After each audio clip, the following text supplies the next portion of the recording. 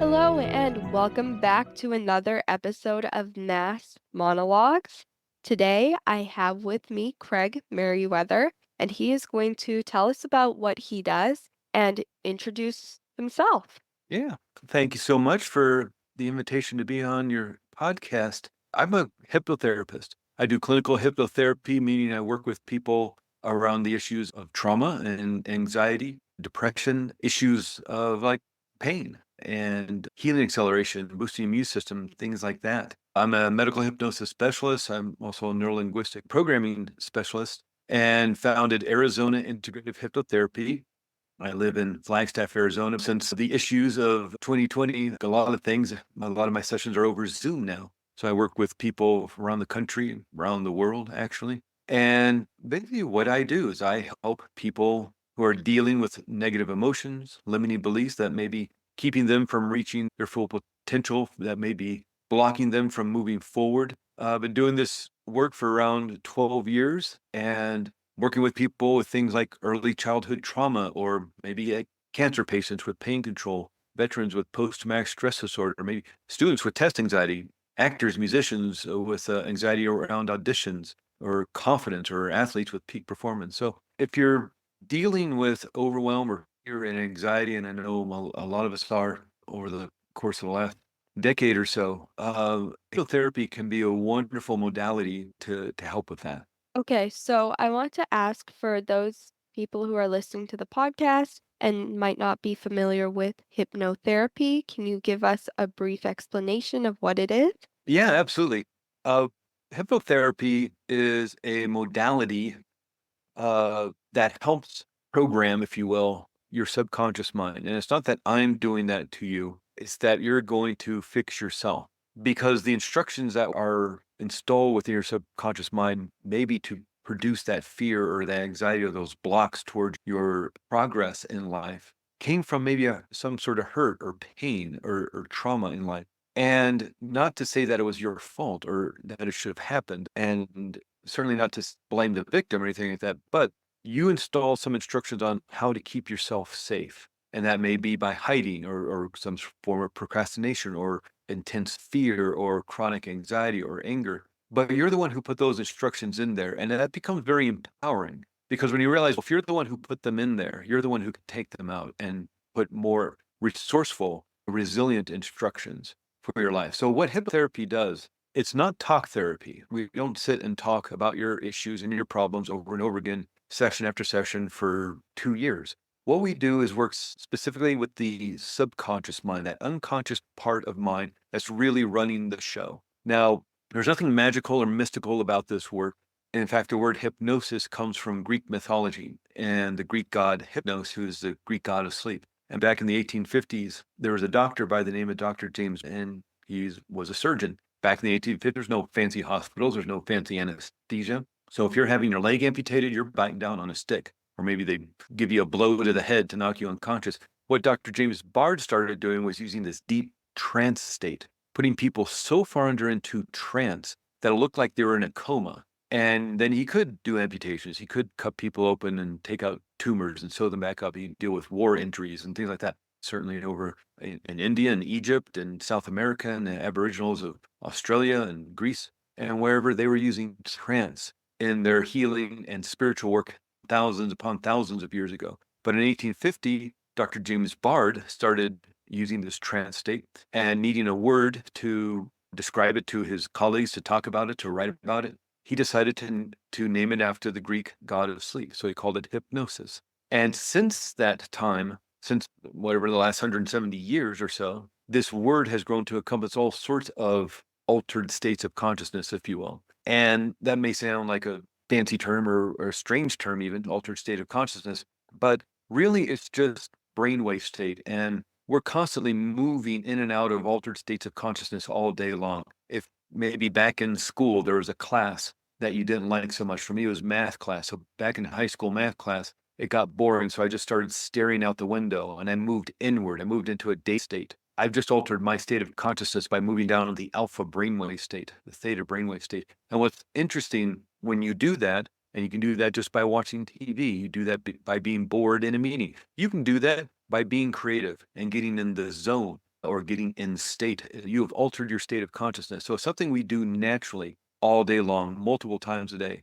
Most noticeable when you're falling asleep or waking up in the morning. What we do is we do it on purpose. And by doing that, you quiet down that conscious level of mind and you can access that subconscious where the hurt and the pain is held. You hold on to that sometimes just for protection, for safety. It just may not be very resilient. So with the work we do, we quiet down the body and mind, and by being in a restful state, you don't even have to be in a deep trance state. Just by quieting down the mind, resetting the nervous system, you can access the subconscious mind and heal that hurt and pain. And that's why this work doesn't take a long time. Unfortunately, talk therapy sometimes gets a bad rep, and I think talk therapy can be very helpful, very healing. I don't want to give it this talk therapy, done it myself. It's always great to have a second pair of eyes on something. But I think where talk therapy kind of gets frustrating is that you spend 80, 90, 100 sessions over 2 years talking about the same thing, and you still feel awful at the end of it. What we do is we bypass that logical, analytical, conscious mind that neuroscience says is only 5% of mind. And we head over into the 95% of mind, the subconscious mind, and do the healing work. The healing work can happen in a safe and gentle way, and hypnotherapy is a great way to do it. Okay, so now I just want to ask you about an example scenario so I know more about your method and how you work with Sure. clients. Say I am someone who's had a lot of childhood trauma in the past, and I come to you. It's our first session. How do you get into it? How would you approach the session? And what are we doing in the session? Sure. The first thing we probably would have done is had a consultation call, just like a free consultation call. We're going to chat for 20, 30 minutes over the phone and just talk about hypnotherapy. A lot of people like yourself are new to this. They don't really, they see the movies, they see the TV shows, they see the comedy shows in Las Vegas or in comedy clubs, and they're apprehensive, they're nervous. And so we talk about it. And I explained just like I just did just there what it is, and then answer any questions and talk a little bit about what they want to work on. Again, this isn't talk therapy. You don't need to go deep into every detail of it. Just kind of a guidepost on what you want to work on. You want more confidence because you have a speech coming up? Are you working with test anxiety? Do you have some trauma that you went through when you were a child? You don't even know what it is. You just feel a lot of anger all the time, or you have this chronic anxiety. You have fear of flying. Whatever it is, let's get a kind of a guidepost of what you want to work on. Maybe it's detailed, maybe it's just really general. And then we're going to set up an appointment. Generally, I like the first appointment or two to be 90 minutes. And that seems like a long time, especially when your talk therapy sessions are around 50 minutes. But that just gives us a lot of time to do this healing work. Now, let's say you're dealing with extraordinary trauma, maybe back when in your 20s or your teenage years, or even when you're a little kid, physical abuse, mental abuse, emotional abuse, sexual abuse. We're talking heavy trauma. We would not specifically address that in the first. I don't like throwing people into the deep end of the pool and they swim. They may have been holding on to this very tightly for decades. And so what we want to do is ease somebody into the pool like a little kid gets in the pool. Dip your toes in, then ankles, knees, waist, chest, and then you're swimming in a pool. And then if the next session, if need be, we'll swim over to the deep end. But in that first session, what we're going to do is some cleansing and cleaning and letting go work. Start taking off that armor. And what we want to do is reset the nervous system. So we're going to do some healing work around the feeling state in the body. And with trauma, with pain, with hurt, there comes feelings. And describe it how you will. Maybe just hurt or pain or tension or pressure or anxiety or anger, fear, whatever it is. Let's deal with those feeling states and start resetting the nervous system. That alone, after maybe chit-chatting a little bit about what you want to work on, give you some more details, answering more questions, that first process might take 45, 50 minutes. But it's a nice, relaxing process. And once we remove, if you will, get rid of the anxious feelings or the hurt or the pain, we're going to fill you up with something else. Joy, happiness, love, confidence, whatever it is you want. Because, that what we learned back in science class, nature abhors a vacuum. And so we want to fill you up with something. So that first process really just allows you to shed that overcoat, that armor you have of the hurt and the pain. So your nervous system starts to reset. You start feeling better. You start feeling more confident. You start feeling more hopeful. With the rest of the time, depending on what somebody wants to work on, there may be a technique and exercise to teach to help reinforce the work. Definitely, there's going to be recordings you'll want to listen to during this next week to start practicing, because what is strongest within your mind is what you do over and over again. What you practice, you get better at. We all know that, whether you're riding a bicycle or learning to walk or learning a musical instrument, learning to draw or paint. The more you do it, the better you get at it. You can dance or martial arts or something. But what if you're practicing anxiety? What if you're practicing anger? You're just going to get better at it. So in this lead up to the second session where we may do some deeper healing work, you want to practice. You want to be listening to some recordings. If you just have 5 minutes, 10 minutes, do something to just reset your nervous system, turn off the sympathetic stress response, turn on the parasympathetic relaxation response, and just settle into this new way of being, acclimate to this new way of being, and reinforce the healing work we did in that first session. Then in about a week or so, we'll do a second session, again, depending on what people want to work on, but we'll do a second session, maybe the deeper trauma, and heal that. And again, it's not that I'm going to fix you, or even that hypnotherapy in and of itself is going to fix you. You're going to fix yourself because you know what the problem is. And more importantly, you know what the answer is. You know what to do about it. That's how powerful you are. Just oftentimes in this, maybe this is a Western culture thing, or maybe it's a human being thing, we often look to other people to fix us. And certainly if I'm in a car accident or my appendix is about to burst, yes, take me to the hospital and get me to a doctor. But sometimes in this work that we're talking about here, we look to somebody else to fix their hurt and pain, but they don't know what it is. That's why talk therapy can take a long time, because it takes months just to try and figure out what it is. I have a quick example, if I can, about this, and using a real example of somebody I worked with. A few years ago, I was doing some classes for the cancer support community of Arizona. And this is an organization that helps people going through that situation, that horrible situation. And I was doing Zoom classes on pain control and healing acceleration and boosting your immune system, things like that. And there's a woman who was in the class, and I was guessing she's probably about 70 years old. And she had been to two of the classes, and there's 10, 12, 15 people in these classes over Zoom. And she'd been to two of the classes, and on the third class, she was early to the class. I'm early to class. It's my class. And so we're just chit-chatting, waiting for other people to show up and start the class. And she asked me if hypnotherapy works with procrastination. And yeah, it works with procrastination. Procrastination is a safety issue. Your mind is trying to protect you from something, and you want that fear or anxiety about walking down the dark alley at midnight because it's a shortcut home. You don't want to do that. You want those warning signals not to do that. Take the lighted streets where there's lots of people around. Don't peer too far over the edge of the canyon to get a better view. Don't pet the rattlesnake or the nice bear that's in the middle of the trail. You want that hesitation. If there's a fight in the street or in the bar or the restaurant or whatever, you want to move away, make yourself smaller. So there's a protection, a safety protocol, self-preservation around that. But when it becomes unresourceful, now you have procrastination where you're moving away from something that could be very beneficial to you. So anyway, that can be helped with hypnotherapy. It's a mindset issue. And what's interesting about this work, when you realize you're going to be doing some healing work, when the subconscious mind gets that message, we have healing work we made an appointment. The gears start turning. And it does this thing of like, why work on a problem when we can work on the problem? And so we actually set up an appointment for the very next day. I had opening in the afternoon. So about 24 hours later, we have a solo session over Zoom. And she comes to the session, gets on the Zoom call. She says, I know I told you I want to work on procrastination, but what I really want to work on is why I don't matter in life. And this is a 70-year-old woman who thinks she doesn't matter in life.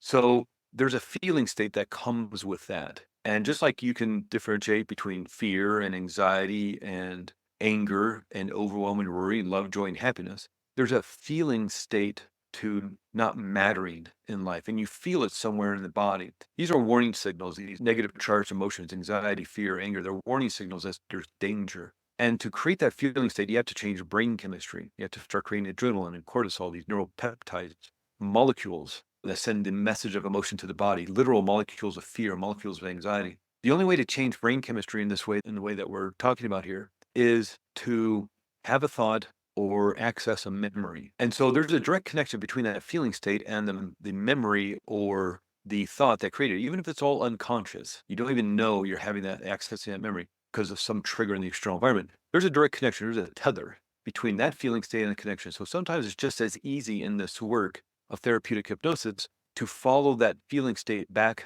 to the thought that originated it. The first time you ever felt that feeling of not mattering or feeling that anger or feeling that fear. And so we do some deep work in the session and we get to the point where we're going to do a regression. We're going to go back to the first time she ever felt this. We're going to do this in a safe way, in a very gentle way. But we need to heal that root issue, that foundational issue that is causing these instructions for her to not matter in life. And so I do a countdown, 10 down to 1. On 1, allow your subconscious mind to take you to that first time you ever felt that feeling of not mattering in life. And where are you? And she says, I'm standing up in my crib and my father's screaming at me because I just won't stop crying. Now, I don't know, standing up in your crib, I'm guessing that's 12 months old, 14 months old. And if she's 70-ish years old, that's not the late 1950s, early 1960s, I'm guessing. And back then, men don't know how to nurture children very well. And maybe dad's having a bad day, a bad week, a bad life. And here's this baby crying. He doesn't know what to do about. Mom's out of the house. And the only thing he knows how to do just to get some peace and quiet in the house is to scream louder than the baby and tell the baby to shut up. And in that instant, that child, just this 1-year-old child, a year and a half old child, it has to justify what's happening. And here's this person who's supposed to nurture her, supposed to love her, supposed to take care of her, supposed to protect her. Now it's screaming at her. And the only way her mind could justify what is going on within her unconscious mind is that she doesn't matter. I guess I just don't matter if this is the way this person is going to treat me. And she held on to that instruction for some 70 years until one day she decided to change it. And she did. And there's this perception that healing and this type of healing takes a long time. And I think that comes from talk therapy because you sit there for 2 years talking about not mattering in life. How long in talk therapy was it going to take her to get back to being 1 year old, 2 years old? And so with this work, you know what the problem is. Your unconscious mind is trying to protect you from that and gives you the warning signals of not mattering. So you want to back away from the danger. She knew what the problem was, and she allowed her subconscious level of mind to do the healing work. And just as you can install hurt and pain and trauma in an instant, why wouldn't you be able to heal it in an instant? And so that's the work we do. And so in this case, with this person, she had 3 group sessions, group classes around pain control and healing, so something totally different than what she needed to work on emotionally. She was working on physical health issues. She had 3 group sessions of about an hour, and then she did 1 solo session, and that was it. That's all she needed to do. And I heard from her for a year or so afterwards. She'd send me an email every now and then, and she's doing fantastic. And so that's how powerful you are. And again, I'm not here to fix you. I'm here to help facilitate. I'm here to lifeguard while you're swimming safely and gently in the pool to do your own healing work. And that's why this stuff is so powerful. Wow, yes, that is an amazing, beautiful story, and it must be an amazing job to be able to help someone in that way and see the impact that you've created. I want to know now for, let's say, a performer with performance anxiety, if I Mhm. use the same method you used on this client of yours, would you put them in a trance, take them back to the first experience they had performing that was negative or that didn't leave the best impact on them and work from there? Or would you approach that differently? It might be similar depending on what the performance anxiety is related to. We'd certainly start off that first session with how I described it, just working with the actual anxiety and overwhelm and worry about it and teaching processes to turn off the stress response. But if that performance anxiety is related to a horrible incident, embarrassing incident, a humiliating incident, maybe back they were in the school play in the 6th grade and it didn't go so well, and now every time they have to audition or actually do a performance, they get really nervous and anxious.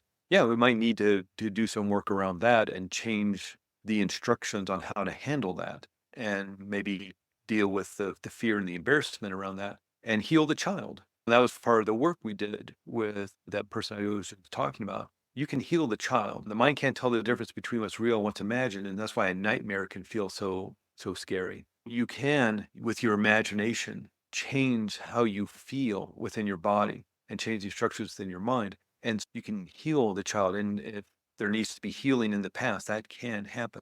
But a big part of this, as I'm sure most artists know, is also allowing yourself the time before performance to put yourself in state. And you're saying just a minute ago, oh, would you put somebody in trance? I would suggest that people are already in a trance state, whatever they're doing, especially if you're having an automatic, unconscious reaction to something that hasn't even happened. If you start thinking, oh my God, play starts, and all of a sudden you're getting anxious, even though you're sitting at home. I would say you're already putting yourself in a trance state to create a feeling, a physiological change within your body, automatically, unconsciously. I think you're already in a trance state. And it really comes down to choosing a different trance state of what you want to be in. And a big part of that is just one, practicing at home, because again, what is strongest within your mind, what's strongest within your body is what you do over and over again. What you practice, you get better at. Are you practicing anxiety? Are you practicing being nervous before an audition or before a performance? Before you walk into the studio, start painting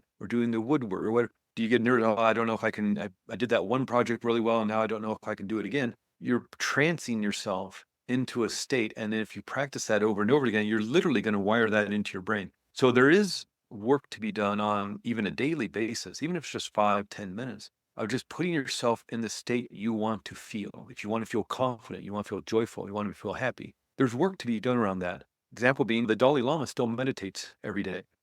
He's 89 years old, and as head of the Tibetan Buddhist community, he has to deal with that situation. And you read his books, he talks about the anger and the overwhelm and sorrow. But of course, the Chinese government is still bulldozing down his monasteries in Tibet, and still arresting his monks, torturing his monks. So of course, it's going to cause, he's a human being, he's going to feel those emotions. But he doesn't want that to be who he is. So every day, he practices loving kindness and compassion meditation because he wants to make sure that's his essence, that's who he is. And if anybody was to have it down by now, you think it'd be that guy. He's not married, he doesn't have kids. He a staff of people to meet his every need and want pretty much since he was like, what, 5 or 6 years old. And yet he's still doing the work, he's still doing the practice. Yo-Yo, considered one of the greatest cello players alive today, if not the greatest cello player alive today, 67, 68 years old. And he's still practicing 3 to 4 hours every day.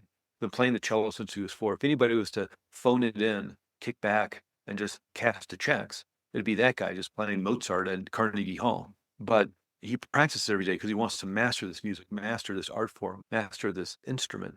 Anybody master anything, a 10th degree black belt in Taekwondo is going to practice every day. So you can have all the confidence, the joy, the happiness you want, but there does come practice with that, even if it's just 5 minutes. And if there's hurt or pain or, yeah, maybe there was a humiliating experience and your subconscious mind wants to protect you from experiencing that again. Your subconscious mind is for you. It's for your protection, for your safety, for your survival, which unfortunately might not actually mean happiness, joy, and prosperity. It's for your survival. And if you have had pain in the past, hurt in the past, humiliation, embarrassment, anger, fear, it wants to protect you from experiencing that again. And so if an audition or a performance or just walking into that studio to do a piece of art, it might fill you with anxiety because you don't want to get hurt again, or your subconscious mind doesn't want you to get hurt again. And so that's where you can end up with procrastination or feeling really nervous and anxious. And so I think there's a long answer to a short question. But one of the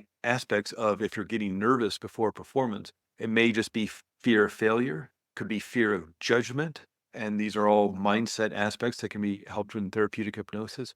But it also may be, yeah, maybe you did have some hurt and pain in the past, some humiliation or anger around a performance situation in the past.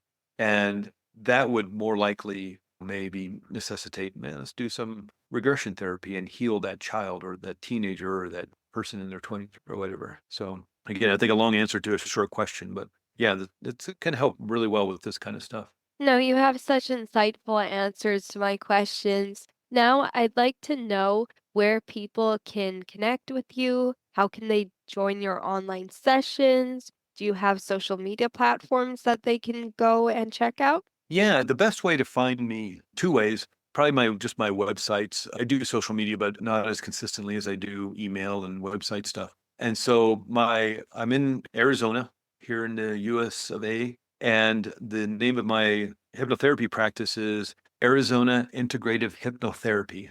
If you just Google hypnosis in Flagstaff or Flagstaff hypnosis, You'll see me in the Google search, Arizona Integrative Hypnotherapy. You can also go to aceanytest.com, and that's a course I created about test anxiety, or if you get nervous around auditions or job interviews or public speaking. Aceanytest.com is another way, and from there you can find my email and connect with me there. Okay, thank you so much. Please do connect with Craig, as I'm sure he'd love to hear from you. And if you like this podcast and you want more episodes like this, then please leave a review and share with a friend or family member. And thank you so much for joining us today. Thank you for the invitation. It was a fun conversation.